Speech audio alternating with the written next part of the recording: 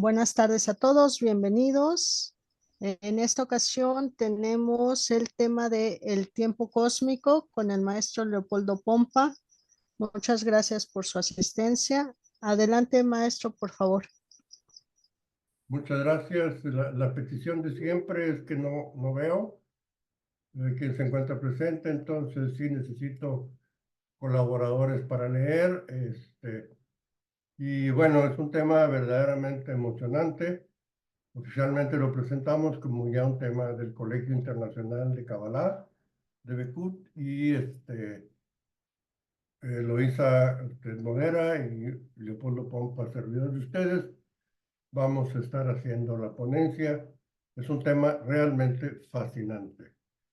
Como siempre, un poco la agenda, introducción, hablar de ciencia, tiempo, fe, no tiempo y la conclusión. Una plegaria antes del estudio del libro Sot Hashem Lereab. Siempre conviene estar conectado con las energías que pretendemos conocer y buscar, pedir específicamente esa conexión, asumir nuestra condición mística. Entonces, dice la plegaria: deseo estudiar para que el estudio me lleve a la acción y a las cualidades rectas, y a comprender la Torá y a apegarme al Creador, y a esparcir los manantiales de las grandes profundidades y se abran los portales del cielo, y se llene la tierra del conocimiento de Dios, bendito sea su nombre, como las aguas cubren el mar, con la llegada del justo Redentor, pronto en nuestros días. Amén. Siempre revisamos, repasamos la intención durante el estudio. El libro de intenciones de Rab Lightman. En la acción de cada grupo durante el estudio, durante la clarificación de algún tema, una persona tiene que ser muy cuidadosa. Uno tiene que preguntar por qué esto o aquello se está haciendo. Si esta acción es para alcanzar la meta, debe ser consagrada para el propósito de la unificación del Creador y la Shejinah. Los sabios determinaron este dicho, pero no es un proverbio.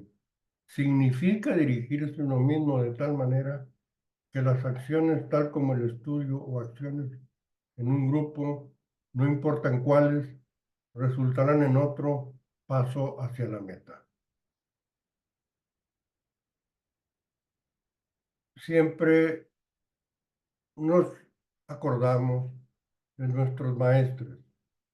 El muy sublime maestro Avatar Serrano de la Ferrier, el muy sublime hermano mayor José Manuel Estrada, y recordamos el propósito psicológico número 14. Le pido a alguno de los presentes su colaboración para hacer la lectura de las palabras del maestro. Me gusta yo, Jorge. Adelante, Jorge, bienvenido. José, ok. Moisés de León, compilador de la Cábala en el siglo XIII, decía ya: todo sin excepción ha sido concebido primeramente en el pensamiento, y si alguien dijera, ved, hay algo nuevo en el mundo, imponed el silencio, y aquello fue anteriormente concebido en el pensamiento. Ese pensamiento se dice en hebreo Mahasheva, y cabalísticamente uno lo expresa por un punto, Nequadá, y es a menudo representado simbólicamente por la letra Yod. El punto, lo hemos ya dicho en nuestros artículos precedentes, es el elemento fundamental del espacio y él mismo es como un espacio, en el interior del cual uno no puede inscribir otro espacio. El Séfira di Tseniwata explica: la voluntad divina se manifiesta y ella se convierte en Mahachesva, que se expresa simbólicamente por Nekoudad, el cual está caracterizado por el Yod. Esa letra Yod, valor 10, que caracteriza la Nekoudad, el punto, es igualmente el Entopan, el uno, el todo. Es geométricamente la letra Yod siendo 10 igual el número perfecto. El universo que envuelve la esencia y el poder de los números y que contiene en sí la unidad y la multiplicidad. El punto o aún el yod es representado a veces en un círculo para expresar el pensamiento de los grandes filósofos sobre el origen, la creación, Dios. Uno está en el derecho, pues, de preguntarse por qué nada semejante ha sido indicado al inicio del Génesis, pero entonces uno podría responder que el pensamiento de Dios, el incognoscible, no podría ser expresado por palabras humanas. Muchísimas gracias, Ginés. Gracias por la colaboración. Efectivamente, esta es una reflexión realmente profunda. El maestro Laferrier escoge las palabras, escoge la contribución, no pretende ser un maestro cabalista, pero evidentemente estaba muy bien asesorado y evidentemente hace énfasis en condiciones muy específicas en cuanto al tema de el Génesis. Tiene otras fracciones y otros elementos que iremos viendo en este propósito psicológico, pero la parte más importante es la disyuntiva mística entre el Dios que desciende eh, y el Dios que asciende. El Dios que es antropomórfico, que tiene la forma del ser humano, que aparece en muchos pasajes del Génesis y del Pentateuco, y el Dios todopoderoso, el Dios infinito, el Dios creador, que refiere aquí por qué no se habla de él en el Bereshit. Entonces, precisamente por eso, porque es irreconocible, porque no está al alcance de nuestro pensamiento. Entonces, estos son los grandes cuestionamientos cabalísticos.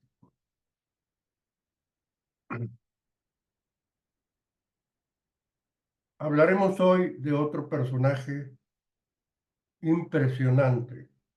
De hecho, toda la Kabbalah que estudiamos en el presente surgió de el Ari, el león, Isaac Luria, Isaac ben Salomón Luria, Ha-Ari, el león, y también acrónimo hebreo del piadoso rabino Isaac. O sea, este rabino místico, fundador de la Kabbalah luriana o luriánica, nació en Jerusalén en 1534. O sea, en la carta, en la filmina anterior, el maestre habla de Moisés de León, que había vivido en el siglo XIII, o sea, 2 siglos después. Isaac Luria, con los estudios, se cuenta que él tenía una copia del Zohar. Se dedica a hacer un estudio realmente profundo. Nació en Jerusalén y quedó huérfano. Se fue a vivir con un tío a Egipto. En Egipto se casa y su tío le permite vivir en una isla donde se pasaba grandes lapsos de tiempo meditando. Y a través de la meditación y de un misticismo estático, logró la concepción realista que tenemos ahora del árbol de la vida, de la estructura de los rostros de Dios, los parsufim, como se llaman en Kabbalah. Afirmaba que Dios, al igual que Israel, necesitaba ser redimido del exilio y que la humanidad tenía asignado el papel crítico en el drama cósmico de la redención. O sea, es el propósito de la humanidad corregir. Y esto viene desde la época de Isaac Luria. Con la meditación y el cumplimiento de los mandamientos, la humanidad podía rescatar las chispas de luz divina aprisionadas en el mundo durante la creación, reuniendo así la divinidad. O sea, recordamos la propuesta en el Zohar del Tzimtzum de que de una canica, de una compresión, explota y se genera el universo entero. Entonces, ese fraccionamiento, esa producción de pedazos de realidad divina, al reunirse hacen la corrección y la resolución de las necesidades espirituales del universo. El pensamiento de Luria transformó la Kabbalah en un movimiento popular mesiánico que infundió la tradición rabínica y afectó al judaísmo, pavimentando el camino para el mesianismo sabatiano del siglo XVII y el hasidismo del siglo XVIII. Isaac Luria murió en Safed durante la epidemia del 5 de agosto de 1572. O sea, en solamente 2 años le transmitió a sus estudiantes de 1570 a 1572 toda la concepción de la Kabbalah moderna. A partir de Isaac Luria, la Kabbalah adquirió otra dimensión, adquirió una estructura, adquirió una difusión impactante que ha tenido ya las propuestas en la actualidad. Jaime Vital, uno de sus alumnos, escribió los escritos del Ari. Él no escribió absolutamente nada, pero sus estudiantes recogieron sus enseñanzas y existe la documentación y existe el libro de los escritos del Ari, donde se explica el árbol de la vida, la creación del universo, la cosmogonía original, todas esas situaciones que él a través de sus meditaciones extáticas fue vislumbrando del universo, de la vida y de la Kabbalah. Entonces, Isaac Luria es el gran ancestro de la Kabbalah, el gran maestro, y hay muchos que han contribuido formalmente en la Kabbalah. Pero la Kabbalah que estudiamos, la Kabbalah que seguimos, la Kabbalah teosófica que trabajamos es la Kabbalah luriánica. Entonces, él propone en sus estudios la apreciación del tiempo y recordemos el Eclesiastés. Este libro de Salomón, adjudicado al rey Salomón, que empieza precisamente hablando del tiempo. ¿Quién puede ayudarme con la lectura, por favor? Adelante, maestro Wilfrido. Gracias. Dice Eclesiastes 3:1. Todo tiene su tiempo y todo lo que se quiere debajo de los cielos tiene su hora. Tiempo de nacer y tiempo de morir. Tiempo de plantar y tiempo de arrancar lo plantado. Tiempo de matar y tiempo de curar. Tiempo de destruir y tiempo de edificar. Tiempo de llorar y tiempo de reír. Tiempo de endechar y tiempo de bailar. Tiempo de esparcir piedras y tiempo de juntar piedras. Tiempo de abrazar y tiempo de abstenerse de abrazar. Tiempo de buscar y tiempo de perder. Tiempo de guardar y tiempo de desechar. Tiempo de romper y tiempo de coser. Tiempo de callar y tiempo de hablar. Tiempo de amar y tiempo de aborrecer. Tiempo de guerra y tiempo de paz. ¿Qué provecho tiene quien trabaja de todo aquello en que se afana? O sea, muchas gracias, maestro, muchas gracias A la orden. por su ayuda. la enseñanza que persiste detrás de esta porción, que no es del Pentateuco, pero que está en los libros de Salomón, es el tiempo como común denominador. Y es a través del tiempo que podemos distinguir las diferencias, es a través del tiempo que podemos distinguir la mentalización, como lo propone Moisés de León en sus escritos y como lo refiere el maestro de la Ferrer en su propósito psicológico. Entonces, esta condición mental es solamente una apreciación y puede referirse al tiempo que estamos observando de una manera emocional o puede referirse al tiempo de las estaciones.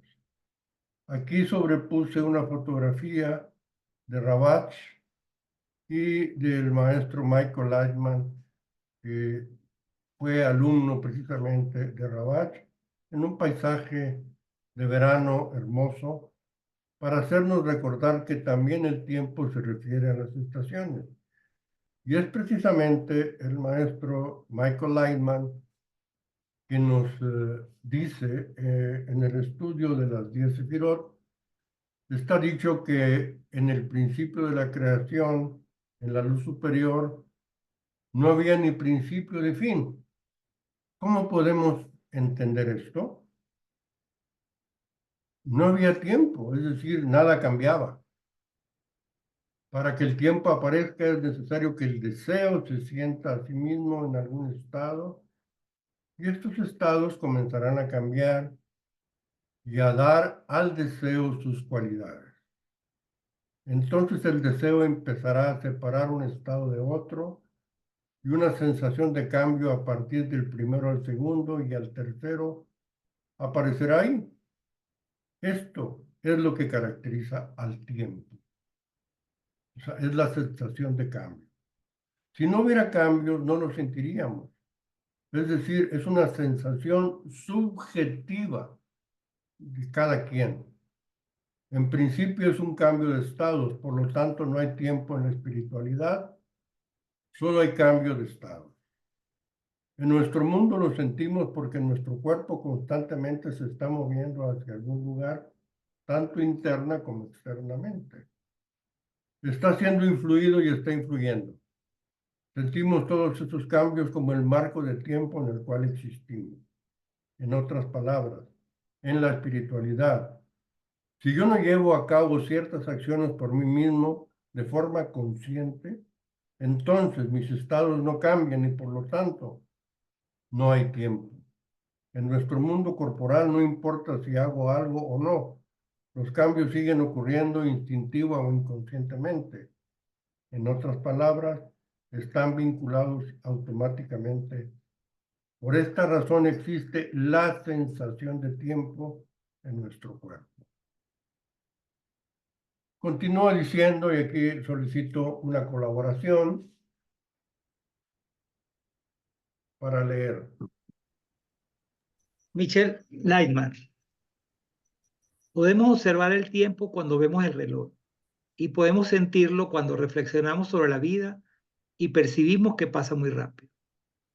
Lo sentimos cuando observamos los eventos en la vida y pensamos en sus consecuencias y en nuestras emociones.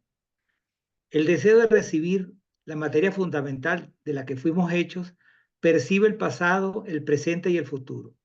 Reconoce el tiempo como cambios que suceden en nuestro deseo del placer. En otras palabras, el tiempo depende de las sensaciones que surgen de nuestro deseo de recibir. Sin estas sensaciones no tendría concepto el tiempo. Si no hubiera diferencias en nuestras sensaciones entre sentirnos mejor o peor, no seríamos conscientes del paso del tiempo.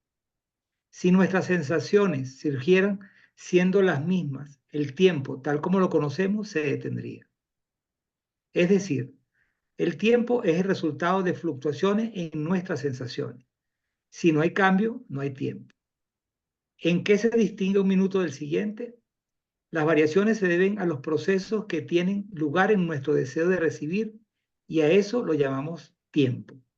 Sobre nuestra realidad y tiempo de poder, y tenemos el poder de alterarla. Un lector más.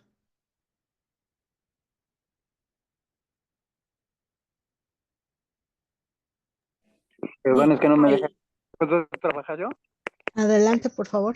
Ay, sí, disculpe, es que me costó trabajo destrabarla. A ver, entonces, dice, el deseo de placer material de la creación es el sensor de la plenitud o vacío. Evalúa el estado por el que se atraviesa, compara la sensación de plenitud en el estado anterior y forma el concepto del tiempo. Evalúa la cantidad de placer en ambos estados. El tiempo es la herramienta para medir la satisfacción del deseo de recibir. Nos esforzamos por tener satisfacción. Vemos el futuro y reflexionamos sobre el pasado para aprender a organizarnos mejor y lograr el resultado deseado.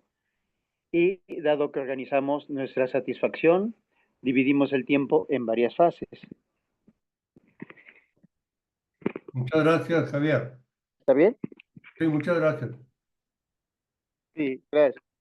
Tanto el pasado como el futuro se basan en nuestro deseo de placer.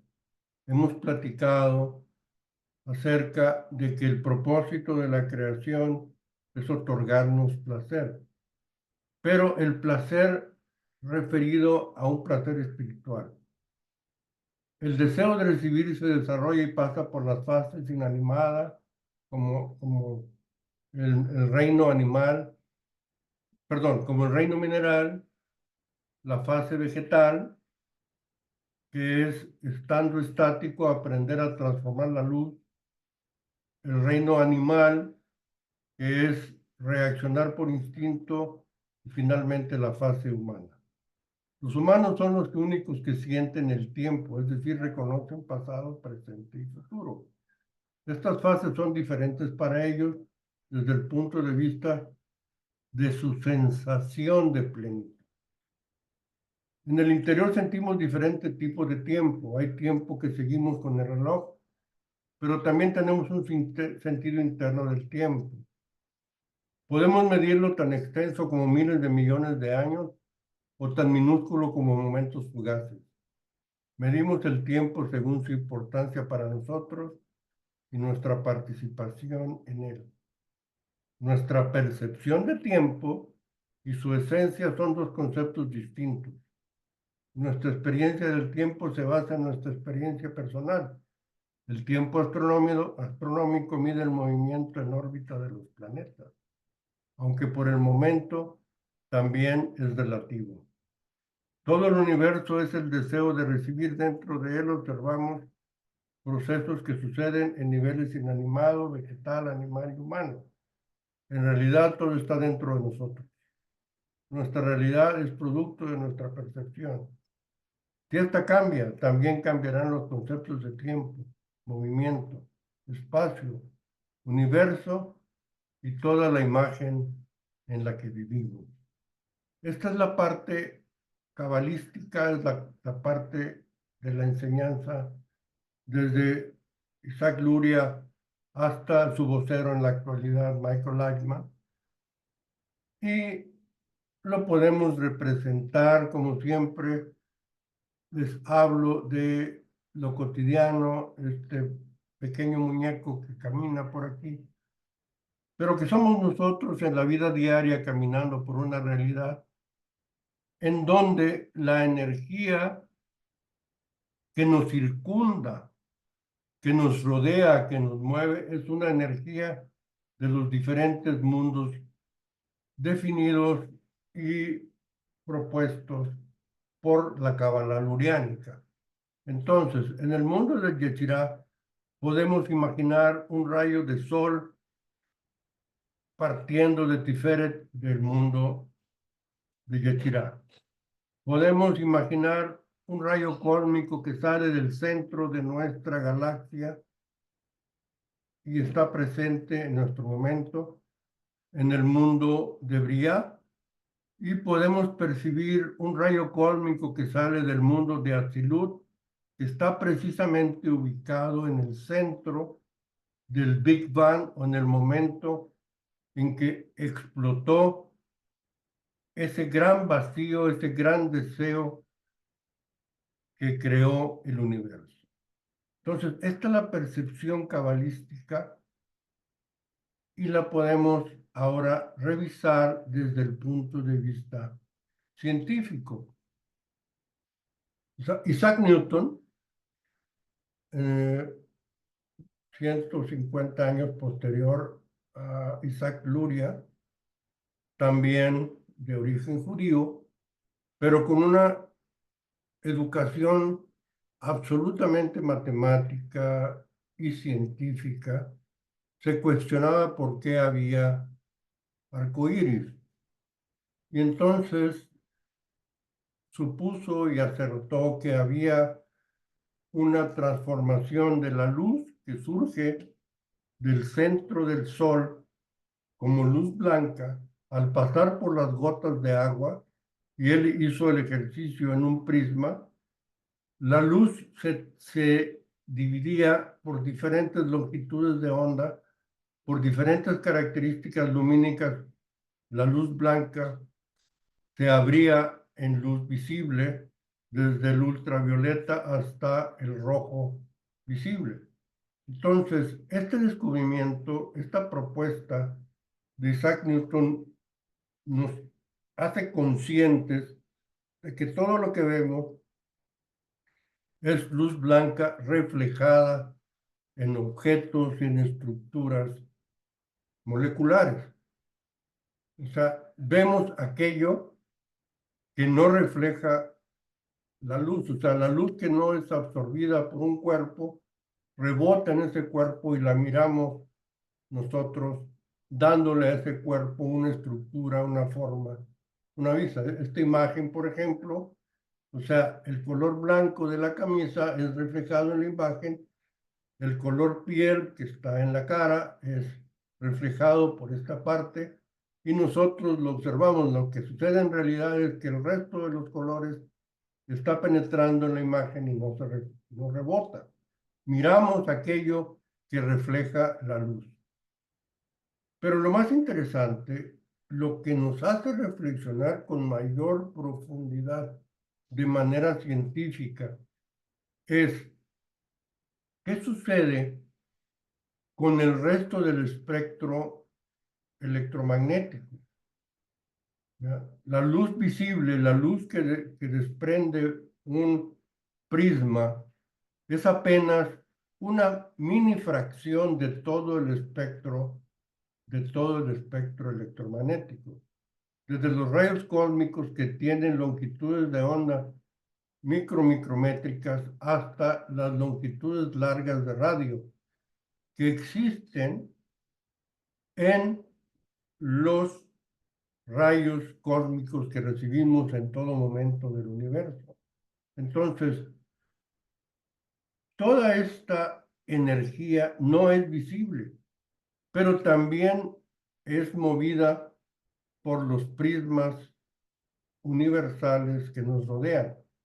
Y entonces tenemos ejemplos interesantísimos de que si, por ejemplo, tomamos una fotografía que tenga la capacidad de ver la energía del infrarrojo en una realidad observable, como por ejemplo este paisaje, ¿no? Que tenemos aquí un paisaje de un parque, pero este mismo parque visto con luz infrarroja se ve de una manera distinta. Los perfiles se ven más nítidos, pero lo que prevalece como información desde el punto de vista del infrarrojo es la temperatura que existe en todas estas condiciones. El blanco es muy frío, el azul es frío, el piso, el pavimento, los rosas y los rojos son colores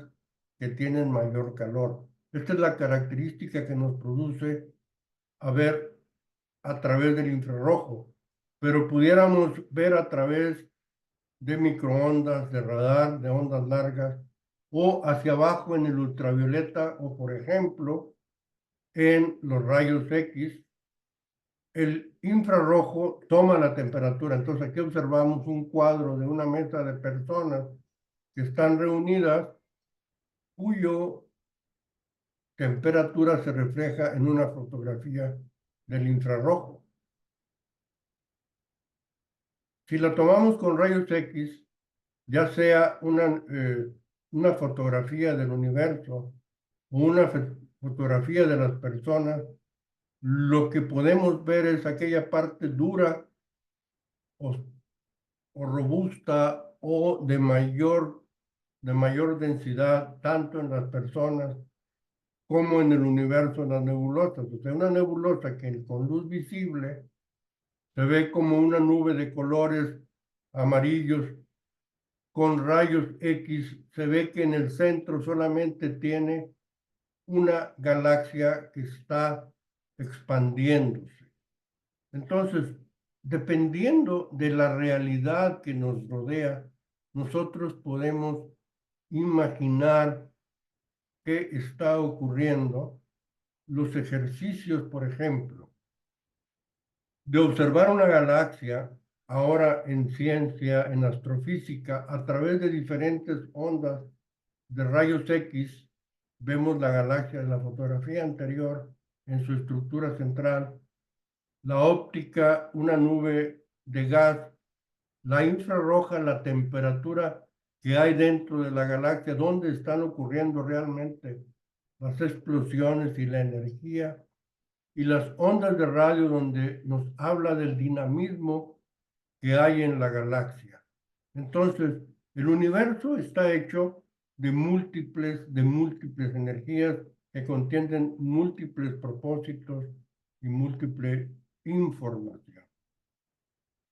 Recientemente, la NASA, en conjunto con Canadá y con el Consejo Espacial Europeo, lanzó el telescopio James Webb el 24 de diciembre de 2021, hace apenas 2 años y medio. Esta estructura, que pesa como unas 6 toneladas, fue lanzada al universo, y se puso en órbita a 1,5 millones de kilómetros. O sea, 5 veces la distancia de la Luna, y se le colocó un conjunto de 5 paneles para filtrar, para hacer pantalla a la luz solar, para impedir que la luz solar infiera en el espejo de este telescopio, que tiene un radio más o menos como de unos 10 o 15 metros, que va a otro espejo que está en el cono, y de ahí se va a una compilación de imágenes que produce una potencia visual extraordinaria. O sea, este es un logro científico importante. Y es aquí donde hacemos coincidir la información científica de la actualidad con la información de la Kabbalah luriánica. Se habla del Tzimtzum, que ya por investigaciones científicas se sabe que ocurrió hace 13,800 millones de años. Pero este telescopio ha podido distinguir una galaxia que tiene 13,500 millones de años, perdón, que está a 13,500 millones de años luz, a una distancia escandalosamente lejana, y que refiere a 300 millones de años apenas que habían pasado del Tzimtzum. Entonces, actualmente, en el año 2022, descubrimos que el centro del Tzimtzum existe y que hay galaxias que se condensaron inmediatamente después de la explosión. Otras galaxias se han ido condensando mucho después hasta llegar a la nuestra. Y hace una reflexión muy profunda. Así como vemos ese rayo que está a 13.800 millones de años luz, reflexionamos el tiempo que tarda un rayo de luz de llegar de nuestro Sol a nuestra Tierra, o cuánto tarda un observador de la Tierra en ver la luz que es reflejada por Plutón, 5 horas 30 minutos. Entonces, ¿por qué estas reflexiones? La distancia de nuestro Sol al centro de la galaxia de la Vía Láctea está nuestro Sol en uno de los brazos abiertos de la Vía Láctea visto desde arriba, y la distancia aproximada que hay de nuestro Sol, por supuesto de la Tierra, es de 24.000 años luz. ¿Qué quiere decir esto transformado en términos cabalísticos? Que lo cotidiano, lo de todos los días, coincide en el mundo de Asia, en el ahora, en el mundo de Yetzirah, con 8 minutos de diferencia. O sea, lo que estamos sintiendo aquí en este momento en relación con nuestro Sol, en realidad ocurrió 8 minutos atrás, en términos de lo cotidiano. Pero lo que ocurrió en nuestra galaxia, en su centro, ocurrió hace 24.000 años, y lo estamos viviendo y observando y viendo el día de hoy. Y en el mundo de Atzilut ocurrió hace 13.800 millones de años luz. Entonces, en lo cotidiano, simultáneamente las energías que se filtran, dice Isaac Luria, que los olam, los olamot, los mundos, funcionan como filtros o como los prismas de Isaac Newton para traer a nosotros la energía suficiente, necesaria y capaz de llenar nuestra vasija en la capacidad de conciencia que tengamos ahora. Entonces, es una reflexión de coincidencia científica y coincidencia dogmática. O sea, lo que la Kabbalah nos propone hace 2000 años, la ciencia lo está empezando a probar en el 2020, 2022, 2024.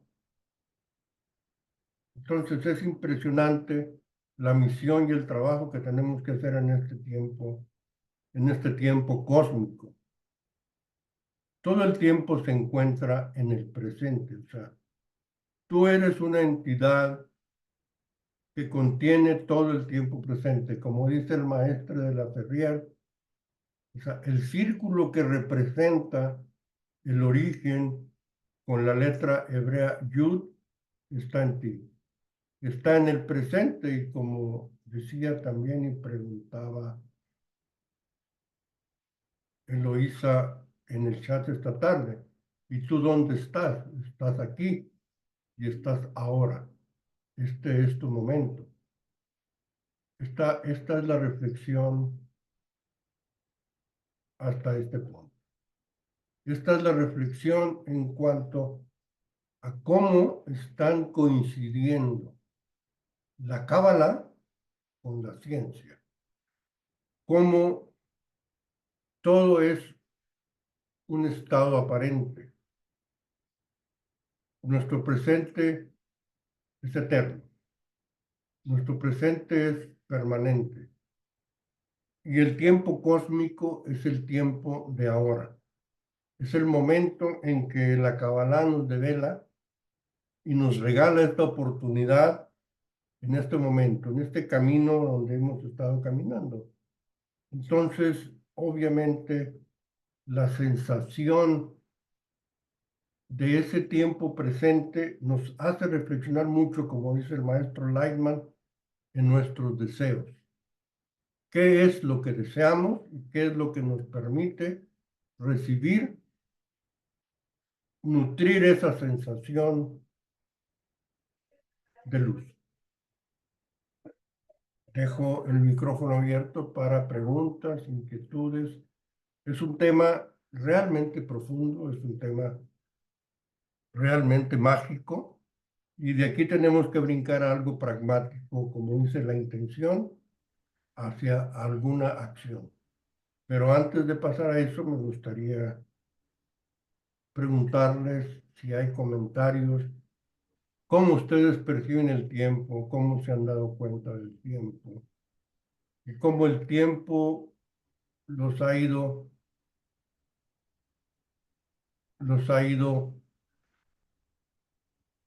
tocando. No quisiera usar la palabra transformando, pero sí tocando. Entonces, ¿cuál sería su comentario? A lo mejor están... Adelante, por favor,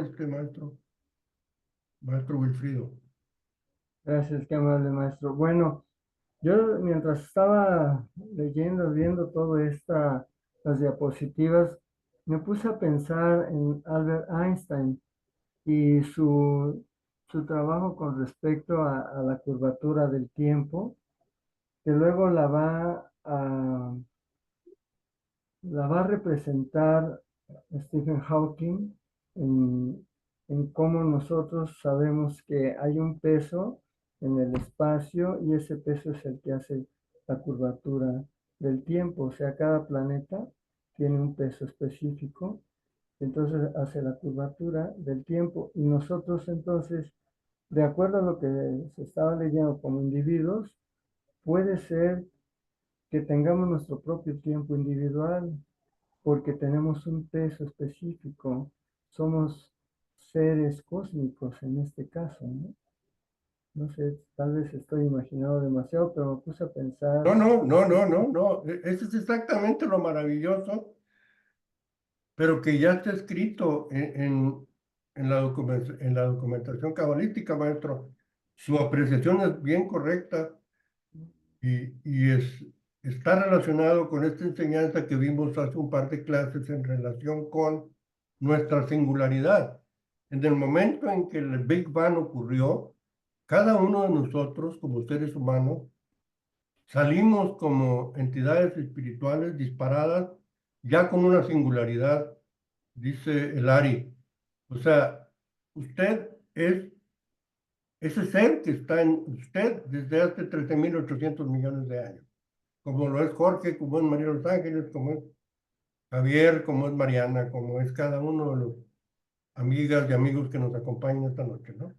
O sea, ustedes y nosotros somos desde hace nada más 13.800 millones de años. Lo mágico ahorita es que la ciencia y el dogma están llegando exactamente al mismo punto. Qué interesante reflexión y qué interesante deducción, ¿no? Gracias por compartir. Maestro Pompa, No, Adelante, don Jorge. ¿podríamos identificar o traducir el tiempo como algo relativo, como una ilusión? O sea, es inmedible, pues. Sí, sí, absolutamente, y lo dice el maestro Lightman en los escritos, pero no es lo mismo el momento en que tienes en tus brazos, el tiempo en que tienes a tus brazos a tu nieta o a tu hija, observándola, amándola, que el tiempo en que te está dando un rayo del sol y te estás muriendo de calor, ¿no? O sea, la sensación del tiempo personal, Jorge, y esa es una reflexión bien hermosa que nos compartes, es un constructo individual. Es correcto, ¿no? Es tu tiempo. Es tu tiempo lo que produce, y como dice el maestro Lyman, es más que tu tiempo, tus sensaciones. Más que tu tiempo son los cambios que ocurren en ti. Cómo tus deseos se transforman cómo tus pantallas de pronto se cierran para dar la oportunidad de restringirte, cómo su deseo se abre para la corrección, y eso está produciéndose a través del cambio. Pero el tiempo cabalístico es un tiempo plano, infinito desde el origen de la explosión hasta el final de la igualdad de forma o a la visión que tendremos en el final de los tiempos con la divinidad. Que en el subconsciente, por ejemplo, cuando sueña uno, pues el tiempo no existe. Puedes estar en un momento, en unos segundos, en tiempos remotos o en tiempos actuales. Por eso pienso que es relativo, que es una ilusión.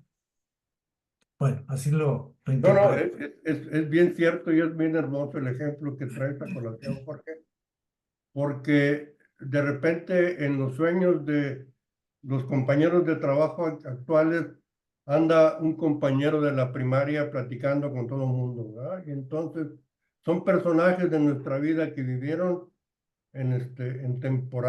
temporalmente diferente y están en un mismo sueño compartiendo una problemática, ¿no? Entonces son ejemplos muy convincentes de que el tiempo es inexistente, ¿no?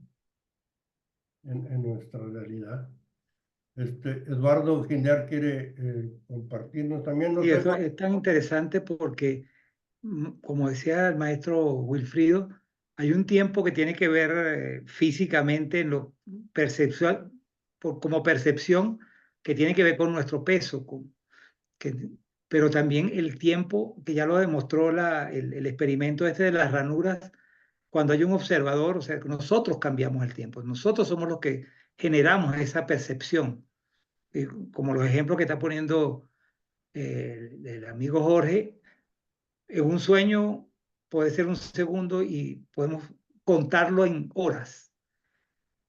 O el ejemplo, uno puede pasar, no sé, 30 segundos viendo a su nieto o a su hijo y su tiempo es mucho más largo. Como hay momentos críticos, de crisis, que te pasan muy rápido o muy lento, ¿no? Hay momentos en que uno tiene un accidente y lo ve pasar dice uno en cámara lenta, pero es tu percepción de cámara lenta. El tiempo es un tema exclusivamente de percepción individual. O sea, el hombre generó ese constructo del tiempo para poder medir su movimiento, su relación con lo que está construyendo, no con lo que está observando, sino con lo que está construyendo. Cuando tú inventó el reloj para tener un elemento que podamos compartir todos los seres humanos, y que podamos tener como un mismo tiempo medible, pero los tiempos son dependiendo del observador, dependiendo de cada uno.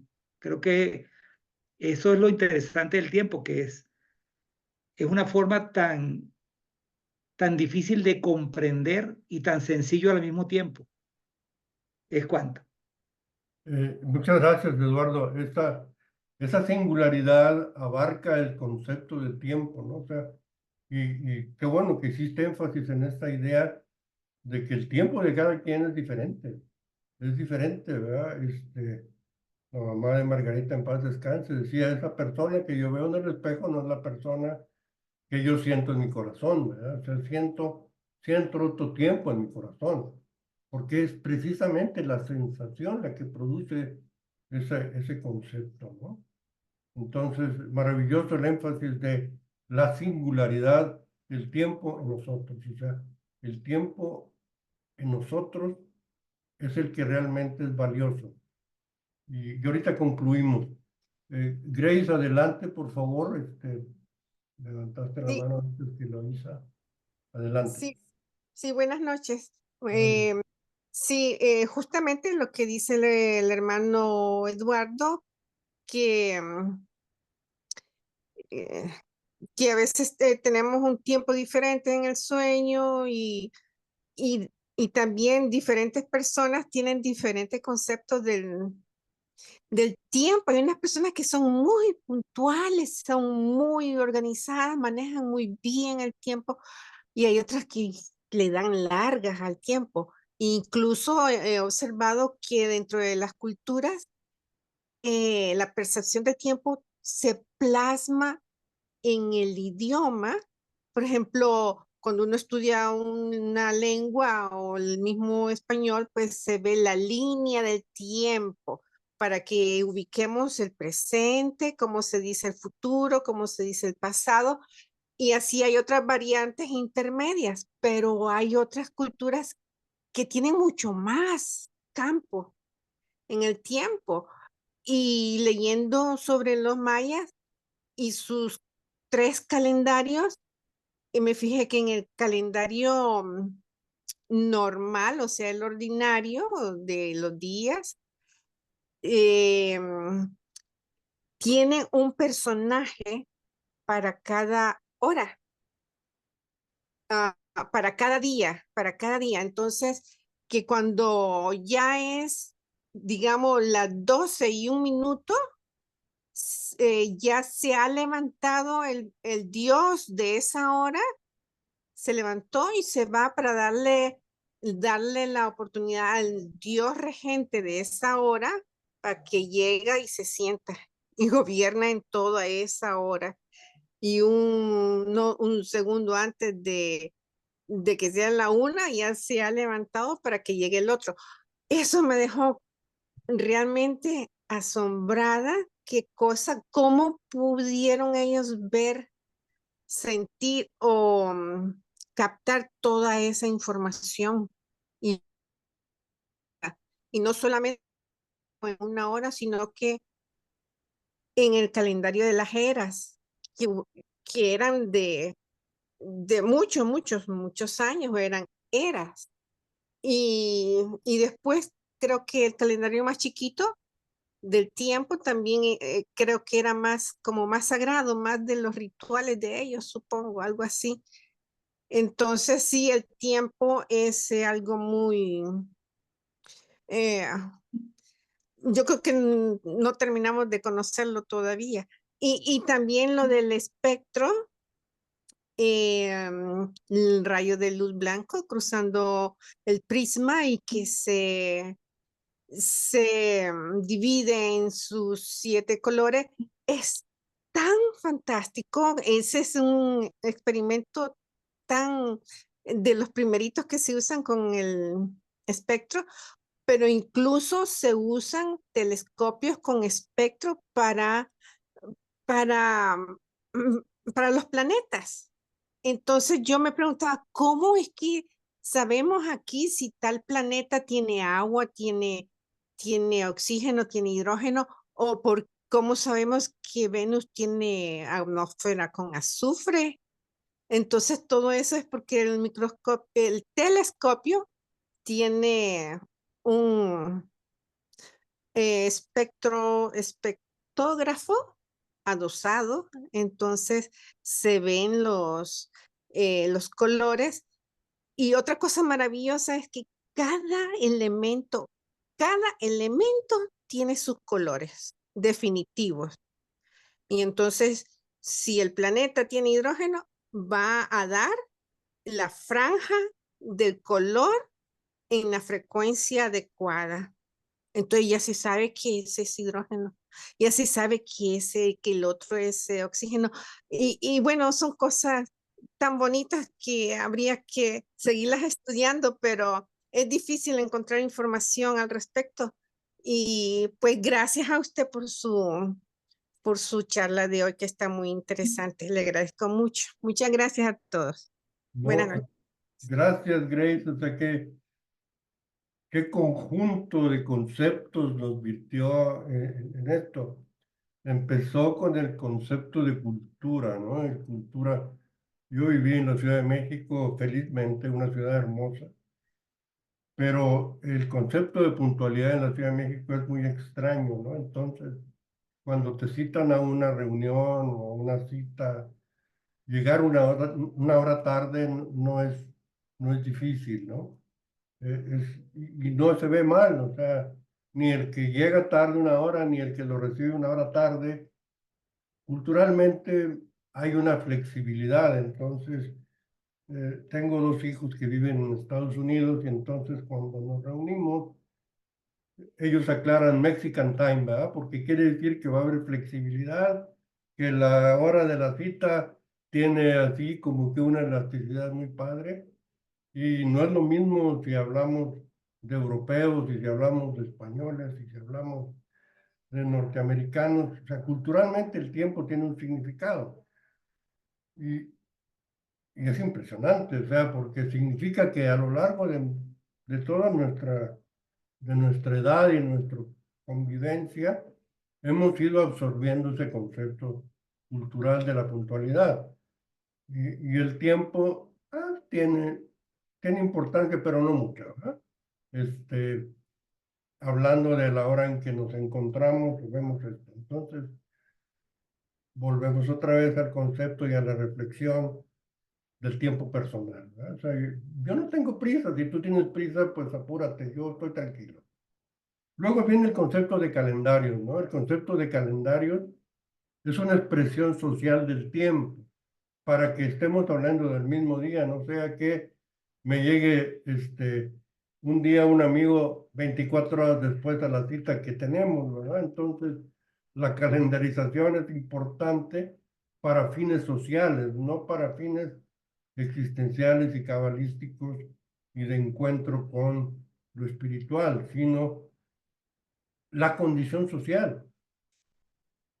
Y esto es muy trascendente porque en el concepto luriánico, la Kabbalah solo puede ser expresada a través de grupos, a través de convivencia. Es decir, no podemos llegar solos a la comprensión profunda de la Kabbalah, porque al final del día, lo que vamos a intentar es volver a integrar aquello que surgió de la explosión del Big Bang. Entonces, tiene que ser a lo largo de la práctica cotidiana, como vamos a ir entendiendo el significado de la unión, de la adhesión, del debekut y de la igualdad de forma en cuanto a la naturaleza de la divinidad. Entonces, pues es importante el calendario como concepto social. Y luego, todo el concepto científico de los mayas tenían un profundo conocimiento por observación del cielo. Y efectivamente, no es la misma energía que hay en el amanecer, que hay al mediodía o que hay en el atardecer. Y esto, bueno, los mayas lo expresaban a través de personajes, pero se están refiriendo a energía y es como Luria habla de los filtros que representan los mundos. O sea, la energía de la mañana, la energía del mediodía y la energía de la tarde tienen características específicas.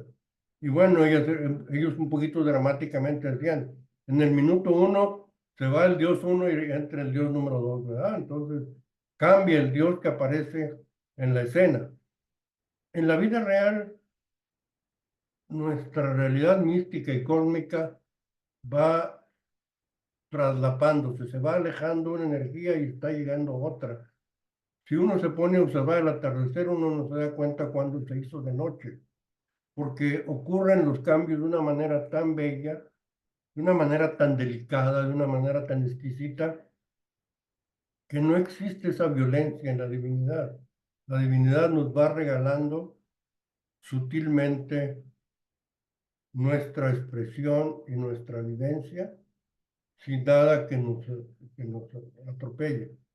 Y luego, bueno, las franjas de, no recuerdo un científico alemán que descubrió que había diferentes formas al difraccionarse la luz en un telescopio, uno podía identificar los diferentes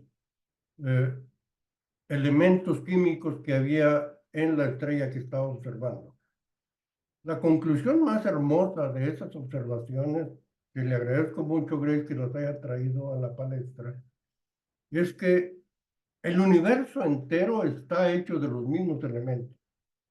No hay más que los 103 elementos que se han descubierto en la Tierra. O sea, en el universo entero, ¿no? La estrella que se observe tiene uno u otro elemento, o tiene azufre, o tiene hidrógeno, o tiene helio, o tiene carbono.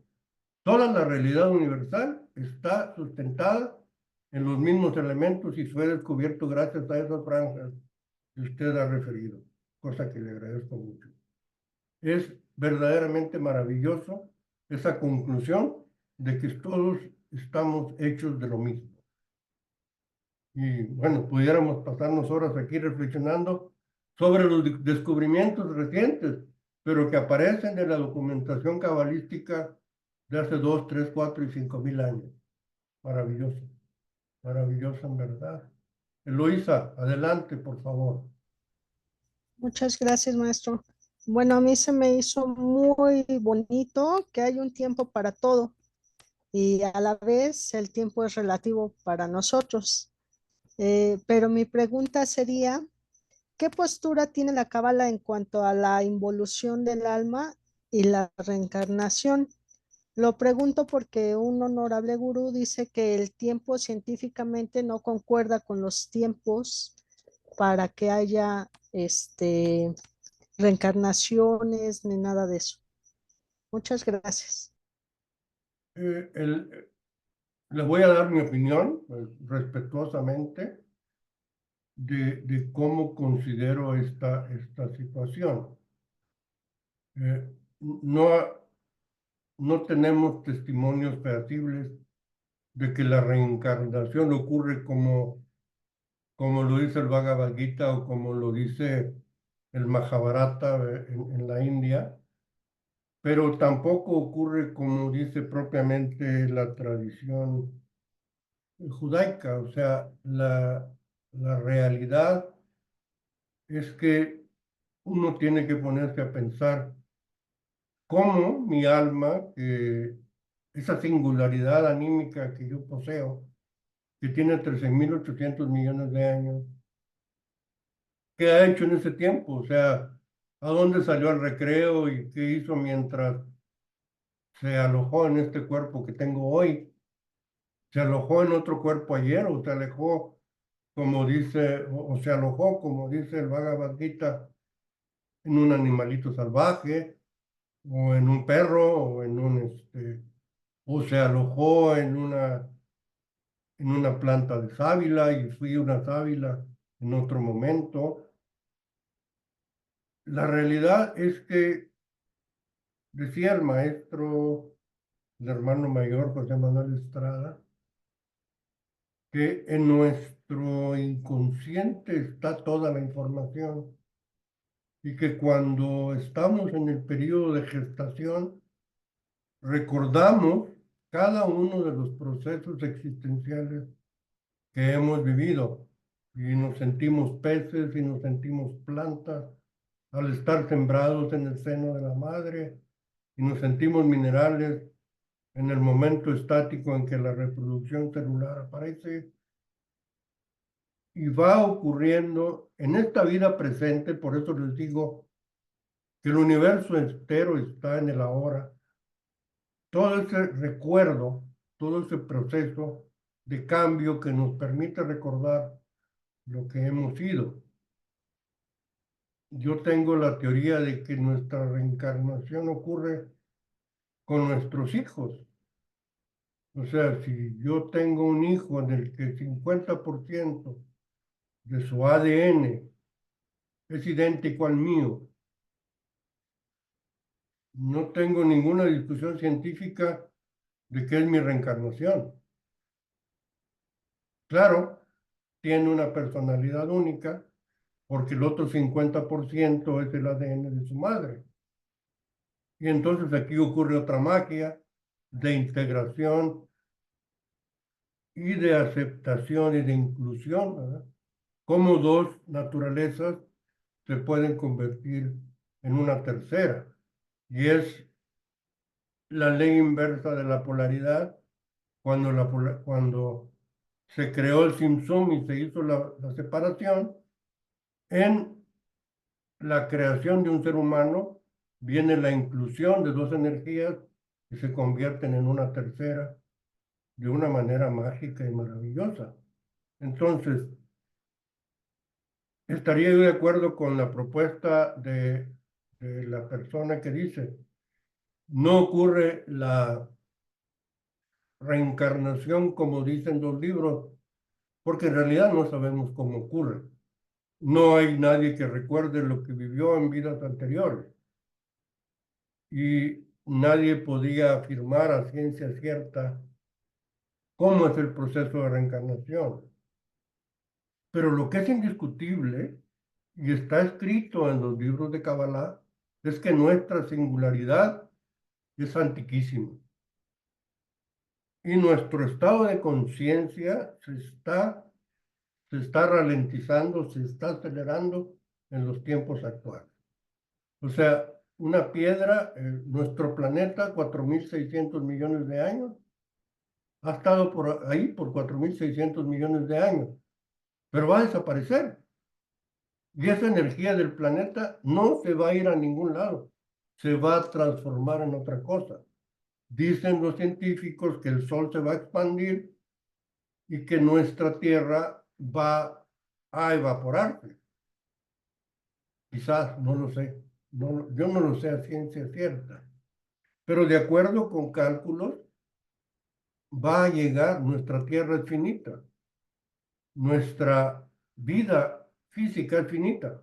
Lo mágico, lo reflexivo, lo profundo, es que nuestro ser no. Nuestro ser es infinito. Y eso es lo que la Kabbalah nos enseña, o sea, y es el corolario más importante de esta clase. Es no te preocupes. El tiempo es uno de los elementos de estrés más fuertes de nuestra existencia actual. Tenemos prisa, nos urge, corremos, tengo que. Y la realidad es que a ciencia cierta no tenemos de qué preocuparnos. A ciencia cierta no tenemos que tener esa sensación de dramatismo ni de causalidad. Estamos aprendiendo y seguimos aprendiendo y continuaremos aprendiendo, y nuestra energía es de una calidad, es la calidad de la divinidad. Somos hechos a imagen y semejanza de la divinidad. O sea, la divinidad no está hecha como nosotros, que muchas veces en las propuestas de la Merkabah, las propuestas originales de la Kabbalah, le daban a la divinidad una característica de los seres humanos. No, es al revés. Nosotros tenemos las características de la divinidad. Hemos heredado, hemos recibido esa gracia y es infinita. Y el tiempo es cósmico y estaremos presentes mientras no logremos la corrección y nos logremos la debekut, la adhesión nuevamente con nuestra fuente original. Muchas gracias. Al contrario, gracias a Luisa por la pregunta y por el comentario. Creo que es bien interesante y cada quien tiene el derecho y la virtud de expresar cómo percibe ese fenómeno de la reencarnación, pero todas las culturas lo reconocen. Todos reconocen esta existencia cíclica. Y de alguna manera tendrá que ocurrir, que probablemente no hemos logrado identificar, porque el día que lo identifiquemos vamos a quererle meter la mano, ¿verdad? Decir, no, y ahora yo quiero reencarnar en una persona muy guapa y muy rica y muy valiosa, ¿verdad? Entonces, y nuestro proceso de aprendizaje creo que está diseñado en el origen de los tiempos. Y cada ciclo nos enseña algo maravilloso. Gracias por la reflexión, gracias por el comentario. ¿Algún otro comentario? No veo. Una pregunta. Sí, Aurelio, Entonces, en otra vida fuimos un animal o una planta o una piedra. Esa es mi duda La que tengo. propuesta, gracias por la pregunta. La propuesta del maestro, del hermano mayor, José Manuel Estrada, es que sí. O sea, que nuestra evolución ha ido, nuestra energía, ese ser esencial, no el cuerpo que somos ahora, ¿verdad? Sino el ser espiritual, que es, dicen los científicos, que pesa apenas 21 gramos, ¿verdad? Ha vivido la experiencia de ser un mineral y ha vivido la experiencia de ser un vegetal, y comprendemos el proceso mágico de los vegetales, ¿verdad? De cómo la luz se convierte en energía y en vida, y hemos vivido el instinto de los seres irracionales, y ahora vivimos la experiencia de los seres humanos. Eso lo afirma el hermano mayor, y yo personalmente lo creo. Yo personalmente lo creo porque si usted observa el proceso evolutivo de un embrión de ser humano, cómo va cambiando, y luego parece un pescadito, empieza como un renecuajo, pero antes de ser un renecuajo es como una piedrita nada más con unas cuantas células, y luego pasa por ser un renecuajo, y luego empiezan a florecer sus deditos, y entonces es un árbol, es una planta con hojas. ¿Y qué está viviendo el embrión? Solo ese proceso científico, ya observado con tanto detenimiento, es una enseñanza y una reflexión muy profunda. Entonces, contestando a su pregunta, es dogmático totalmente. No hay manera de probar que yo fui una piedra o un pedazo de carbón o un pedazo de topacio, ¿verdad? Pero yo creo que lo fui. Y esto es un acto de fe, es un acto de creencia. No hay forma científica de que me diga en algún lugar del tiempo, yo fui esta piedra, ¿no? Pero dogmáticamente lo dice el maestro Estrada, y yo personalmente lo creo. Espero no causarle incomodidad y más duda a su pregunta, ¿verdad? Pero es lo que tengo para obsequiarle con mucho cariño. Muchas gracias, sí, estoy de acuerdo. Gracias. Gracias. Gracias a usted, Aurora. Adelante, Angelita. Muy buenas tardes. No sé si es correcta la pregunta o la observación que me acaba a mí de florecer con el comentario previo que hizo de las energías, que hay un mundo de energías cuando está la reproducción y todo.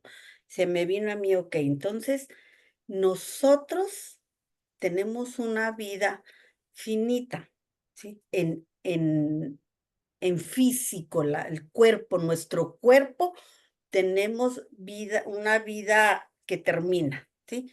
Una vida filial, termina esa vida y dice, ok, pero mi energía sigue transformándose, sigue viviendo, se va hacia otros mundos, pues no es precisamente mundo, ¿no? Pero se sigue combinando energía, ahí van las combinaciones. La pregunta es, cuando yo fallezca, bueno, cuando mi cuerpo fallezca, mi energía va a fluir hacia el universo. Mi papá ya falleció. ¿Yo voy a volver a encontrar esa energía con mi padre?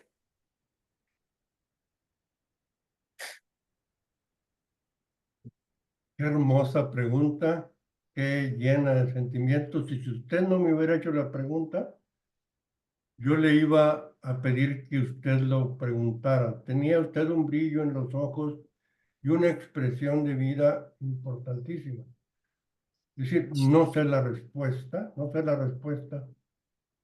porque lo que es un hecho es que nuestra condición humana es propia de este cuerpo, y las sensaciones y las emociones dicen los sabios que los ángeles las envidian. O sea, que esta condición sentimental, emocional, es propia de los seres humanos y que no todos los seres universales, celestiales, existenciales tienen esta capacidad de sentir. O sea, esa magia de la emocionalidad es muy significativa, pero es propia de una condición química. O sea, básicamente son neuroconexiones y sobre todo conexiones líquidas, porque curiosamente estamos constituidos por el 70% de agua y las emociones es el flujo y el reflujo y la ocurrencia de aumentos y disminuciones de presión. Entonces es propio de este cuerpo, pero si usted ya ha trascendido y va a una forma de energía, voy a decir una cosa muy grotesca, pero suponiendo una posibilidad que se va usted a hacer un ser de luz en Venus. Entonces, ya la forma de su cuerpo va a ser diferente, las reglas y las leyes a las que se aplicará ese cuerpo serán venusinas, los espíritus, las energías serán de aquel orden y obviamente que no sabemos ahorita a ciencia cierta cuáles son las leyes del universo en Venus, ¿verdad? O sea, hablando en utopía, hablando en cosas imaginativas. Pero en relación con los seres que amamos, el amor es la única fuerza, es el único mandamiento que está en la Torá y que ha sido subrayado por muchos sabios. Es Levítico 19:18. Amarás a tu prójimo como a ti mismo. El amor y el lazo de amor que existió entre usted y su padre, eso es eterno. Y entonces va a ser usted un ángel venusino y va a andar por ahí un viejito venusino al que le va a caer usted sumamente bien. Y eso nos pasa en esta vida también. Ves una persona que no conoces, que nunca has tratado, y dices, me cae bien. Me cae bien. Entonces, estas energías que nos constituyen, de alguna manera, de alguna forma, sujeto a algunas leyes que no hemos descubierto y no hemos aprendido, existen. Existen y no me dejará mentir usted, o sea, qué bien me cae esa persona. Ay, esa nomás la veo y ni ganas me dan de hablarle, ¿verdad? Digo, hay de dulce y hay de limón, ¿verdad? Entonces, en relación con su reflexión, o sea, la relación y la conexión con su padre es eterna. Es eterna. O sea, no está sujeta al tiempo, y como vimos en la clase de hoy. El tiempo es todo en usted, el pasado y el futuro, ¿no? Definitivamente sí, sí tenemos. Y yo no sé si les ha pasado, pero yo he observado que cuando la mamá muere, la energía que nos circunda por muchos años, por mucho tiempo, años, meses, es una energía de bienestar. Porque como que la mamá quiere otro nivel y nos está cuidando de más cerca y nos trae allí con las tablitas, hágase para acá, hágase para acá y nos va llevando en un camino realmente importante. O sea, yo no tuve la suerte de experimentar la muerte de mi papá porque yo era muy chico, pero probablemente ocurre lo mismo con la muerte del padre, ¿no? O sea, el mundo se llena de una energía especial. Es probable, le estoy hablando de emociones y de pensamientos, de opinión, no estoy hablando de cábala. Gracias por la pregunta, porque Muchas gracias. tenía un contenido emotivo bien importante. Gracias por hacerlo. ¿Alguien más? Libertad de palabra, algún comentario, alguna idea. Yo quiero agradecer su presencia y quiero empezar a invitarlos a formar decenas, a empezar a unirnos, a identificarse con personas presentes y empezar a hacer círculos de unidad en donde una vez que se haga un círculo, yo me comprometo con el maestro Wilfrido, el maestro Roberto, a darles material para que trabajen juntos, para que trabajen en el estudio. Entonces, como decíamos en la intención es la acción que va a transformar tu alma.